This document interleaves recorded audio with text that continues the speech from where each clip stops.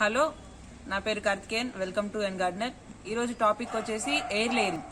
అంటే ఒక ప్లాంట్ ని సపరేట్ గా గ్రో చేస్తాం కదా, అదే సపరేట్ ప్లాంట్ ని స్టెమ్ కటింగ్స్ కాకుండా సాయిల్ ని, మట్టిని ఆ కొమ్మ దగ్గరికి తీసుకొచ్చి అక్కడ వేలుని డెవలప్ చేసి కొంత టైం తర్వాత దాన్ని సపరేట్ గా గ్రో చేస్తాం.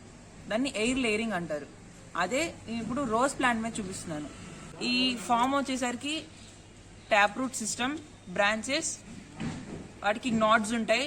And ventral system of leaf కాదు, దీనికి బ్రాంచెస్ సిస్టమ్ ఉంటుంది. అండ్ మీరు నా వీడియో పార్ట్ 1 పార్ట్ 2 చూసుంటే మీకు సైంటిఫిక్ టర్మినాలజీ బేసిక్ అర్థం అవుతాయి. మీరు చూడకపోతే చూడండి, డిస్క్రిప్షన్లో ఇస్తాను. అండ్ ఈ బ్రాంచెస్ లీఫ్ సిస్టమ్ ఉందంటే వీటికి సీడ్స్ ఉంటాయి. కొన్ని ప్లాంట్స్కి ఆ గింజలు పప్పు రకాలు అంటారు. 2 పప్పులుగా విడిపోయేవి ఈ కొమ్మ రకంగా ఉంటాయి ఆకులు. లేదా నిలువుగా, అంటే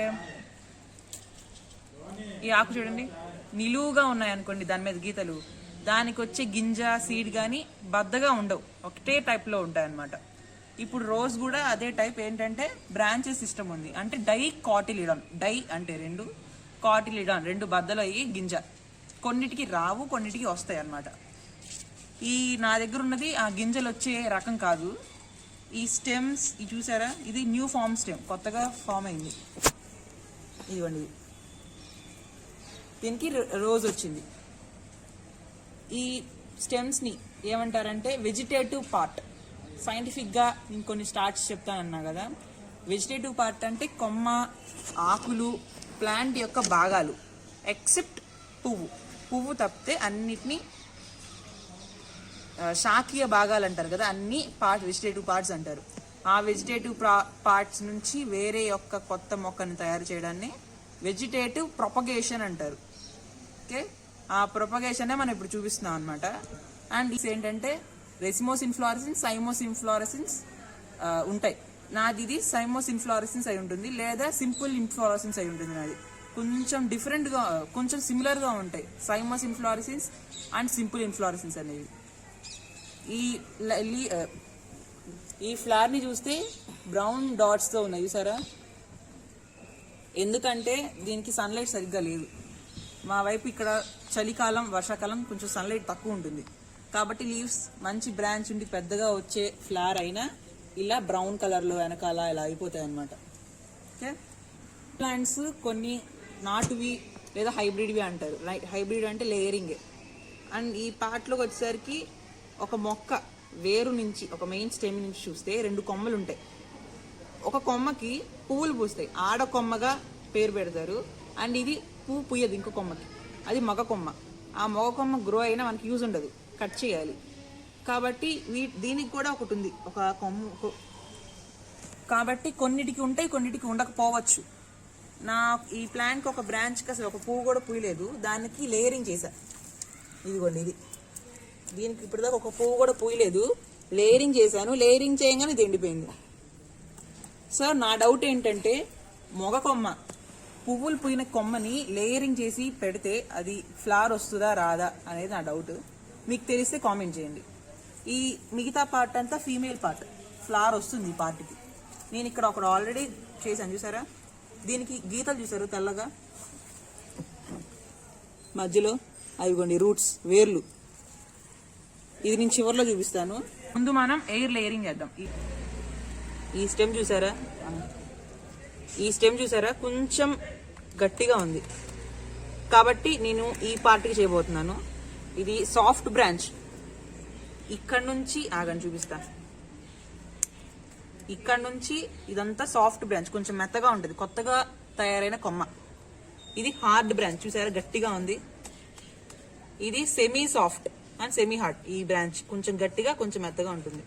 ఇలాంటి పార్ట్స్ తో దగ్గర మీరు బాండ్ చేశారనుకోండి, అంటే ఇలా చేశారనుకోండి, అక్కడ నుంచి రూట్స్ ఫామ్ అవుతాయి. ఇప్పుడు అదే చూపిస్తున్నా నేను. ఈ లేయరింగ్ కి మనం కోకోపీట్ ప్లెయిన్, ఒక కోకోపీట్ మాత్రమే తీసుకోవచ్చు, లేదా కోకోపీట్ ప్లస్ కాంపోస్ట్ ఏదైనా తీసుకోవచ్చు. నేను వర్మీ కాంపోస్ట్ కొంచెం, కోకోపీట్ కొంచెం తీసుకున్నా. వాటర్ పోయాలి, మరీ ఎక్కువ వాటర్ పోయకూడదు, కొంచెం థిక్గా ఉండాలి. మళ్ళీ కవర్లో కట్టాక మళ్ళీ కారిపోయింది అనుకోండి, వేస్ట్ అయింది.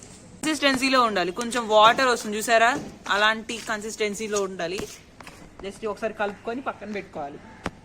మనం ఈ కొమ్మకు అనుకున్నాం కదా, ఇది కొంచెం ముదురుగా ఉంది కదా, ఈ పార్ట్ చూసారా అక్కర్లేదు, పార్ట్ని కొంచెం పైకి కట్ చేస్తున్నా.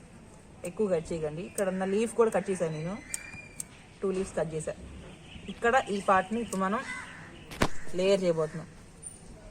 ఏం చేయాలంటే ఇది పైన ఉన్న గ్రీన్ సబ్స్టెన్స్ అంతా ఫైలో, అంటే ఫుడ్ని తీసుకెళ్తుంది, ప్లాంట్ ఆహారాన్ని.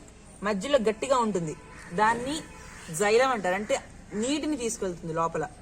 కాబట్టి మనం పైన ఆహారం తీసుకెళ్లే పొరని తీసేస్తే మిగిలిన నీటిని తీసుకెళ్లే భాగం మాత్రం మిగిలి ఉంటుంది కదా, ఆ భాగం నుంచి మనకి వేర్లు వస్తాయి. అర్థమైందా?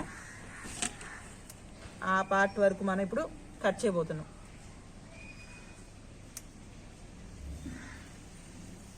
పైన ఒక సర్కిల్, కింద ఒక సర్కిల్ ఇలా కట్ చేసి, మొత్తం కాదు పైన మాత్రమే, పై పొర పైన ఒక సర్కిల్ కింద ఒక సర్కిల్ కట్ చేసి మధ్యలో ఒక గీత పెట్టాలి. ఒక గీత పెట్టి ఇలా ఒలవాలన్నమాట. ఇలా ఒలిస్తే ఆ సర్కిల్ వరకు మనకి పొర అనేది వచ్చేస్తుంది. అసలు అయితే బ్లేడ్తో చేయాలి, నేను కత్తిరితో చేసేస్తాను. ఎప్పుడు నేను అలాగే కత్తిరితో చేసేస్తాను, అలవాటు అయిపోయింది. తర్వాత దాని మీద ఉన్న ఇంకా వేరే ఏమైనా ఉంటే ఇలా అంటా ఉండాలి ఒక వరకు. పైన ఇంకా ఏమైనా పచ్చిగా ఉండేవన్నీ వచ్చేస్తాయి.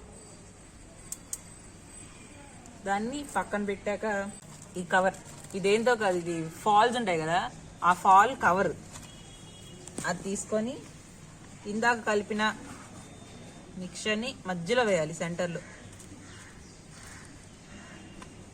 కట్టడానికి ఎంత తాడు కావాలో అది చూసుకోండి, కొంచెం ఎక్కువే తీసుకోండి.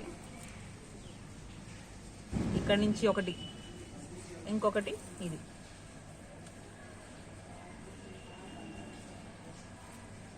రెండు తాళ్ళు వచ్చాయి. తర్వాత ఇక్కడ ఒక స్టెమ్ అడ్డొస్తుందని దీన్ని ఇక్కడ కట్ చేశాను. ఆల్రెడీ ఇది కట్ చేయాల్సిన స్టెమ్మే అసలు, కాబట్టి ముందే కట్ చేశాను. ఈ సాయిల్ కి ఇది మధ్యలో ఉండాలన్నమాట.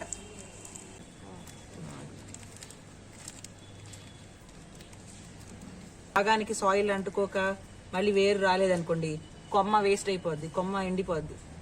కాబట్టి టైట్ గా కట్టండి, మధ్యలో గాలి అలాంటివి వెళ్ళకుండా చూసుకోండి. చూసారా, ఇలా అంటు కట్టి 1-2 మంత్స్, మినిమం 1 మంత్ సరిపోతుంది. ఇంకా పెద్ద చెట్లకి బాగా ముదురుగా ఉండే స్టెమ్స్కి అయితే 1 to 2 మంత్స్ పడుతుంది. దీనికైతే 1 మంత్ చాలు. నేను ఆల్రెడీ ఒకసారి చేసిన ఒక స్టెమ్ ఉంది, ఇదిగోండి. యాక్చువల్గా నేను ఇక్కడికి చేయాలి, నేను ఇక్కడికి చేసా కిందకి, ఎందుకంటే అది చిన్న స్టెమ్మే అప్పట్లో, ఇప్పుడు పెద్దదేంటి. ఫస్ట్ ఓపెన్ చేసే ముందు పైన స్టెమ్స్ కట్ చేద్దాం, ఎందుకంటే దీని వేరు చాలా చిన్నది. అదే చిన్న వేరు ఇలా డైరెక్ట్గా పెట్టేసా అనుకోండి, పెద్ద ప్లాంట్కి ఆ వేరు అందించలేదు నీటిని, కాబట్టి ఎక్స్ట్రా ఉన్న కొమ్మల్ని తీసేయాలి. ఈ పార్ట్ వరకు ఉంచా, ఇది కూడా కట్.